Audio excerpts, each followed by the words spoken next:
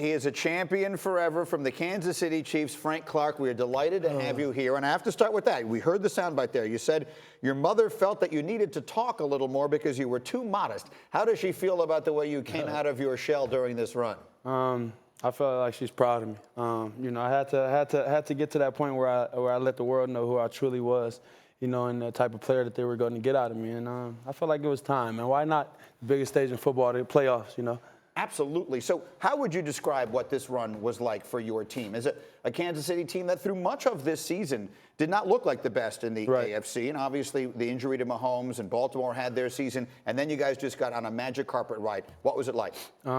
Excellent ride, man. To lose our last game in Tennessee and then to go on a winning streak to end the season, to close the season out, win the Super Bowl, all those good things. It was pretty dope. You know, led by our quarterback, Pat Mahomes, defense, Tyron Hitchens, and myself, you know, and Stone Cold. You know, it was a pretty fun road, man. You know, the ups and the downs. Down 20-10 in the fourth quarter, biggest game of your life. What were you saying to your other teammates on the sideline to make sure y'all got back in it and ended up winning it? Don't fall asleep. Don't lose. Don't drop the rope. When I say don't drop the rope and don't fall asleep, it's meaning, you know, you get in the game and stuff like that, it can get cloudy. You know, you see the other team celebrating. You see it's 20-10 at the time. 7 minutes to go in the game. It can get cloudy. It can get to a point where you feel like, oh, it's a loss. Or every time we go out there on these downs, we're just wasting downs. You know, we're just trying to lead them and chauffeur them to a victory. But for us, it was different. You know, we every ounce that we had in this. You know, one thing we always say is die on the field. And that was the one thing we wanted to do. We was like, no matter what, win, lose, or draw, we got to die on the field. And we won't be upset with the results. There's been a lot of conversation here and everywhere about the play calling of the 49er offense in that fourth quarter. They threw the ball a lot more. That's the most efficient running team. And through these playoffs, they had been so effective. Were you surprised by some of the plays that they called in the fourth quarter? Yeah, but not really. They wanted to win the game. Every play I feel like they was calling was to win the game. Very aggressive.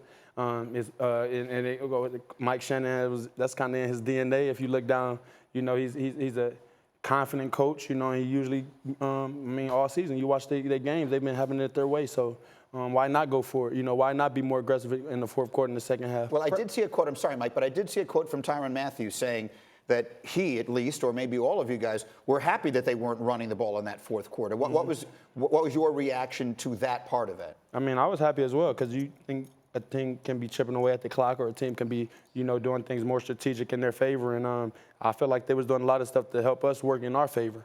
And that's kind of what happened. And did things evolve from Saturday night, what Coach Spagnuolo said, the keys to the game? Did that change? Like, can you take us into that moment before you're going on the field? You're down 3 points. There's 6 minutes to go. What Greeny is alluding to, like, did things change at all in terms of your approach to defending the 49ers? No, honestly didn't. It was just about buying into what we had practiced for 2 weeks, not getting away from that. I felt like for a minute we had got away from that. You know, anytime you look at it, you watch that film, and, you know, guys everywhere, we letting the leaky yards get out. You know, a guy breaks for 13, you're getting screens, you're getting reverses, you're getting reverse passes by Debo, all type of stuff, man. They throwing everything at us in their first 15 to win that game. So it's really surviving that storm. And I feel like we survived the storm as best we could. And when it was time for us to get up on them, we got up on them pretty good. Now, we've been debating all week, Jimmy G. Is he good? Is he great? Can he win a Super Bowl? You just went up against him. You said post-game he threw for 200 yards on checkdowns. What's your take? I feel like he's a great quarterback. At the end of the day, I feel like he gets paid a lot of money to win games, you know. I feel like he can't win games, a lot of games throwing checkdowns, you know, on checkdowns. I feel like he's a great quarterback. Wouldn't put him in the top 5, you know, things like that. I mean, some would say they wouldn't put Frank in the top 5. I really don't care, but, you know, him being a great quarterback, I feel like he is, because they wouldn't have paid the man. They wouldn't have made this man the leader of his team, you know. So, you know, hats off to them, you know, as a runner-up, but. Yeah, Pat Mahomes, best quarterback in the league. I want to ask you about 2 other things while we have you here. There's been a lot of conversation. Your superstar quarterback, Patrick Mahomes, at some point is going to get a contract extension. And it brings up the whole notion that when you pay the quarterback that much money, it impacts the rest of the roster.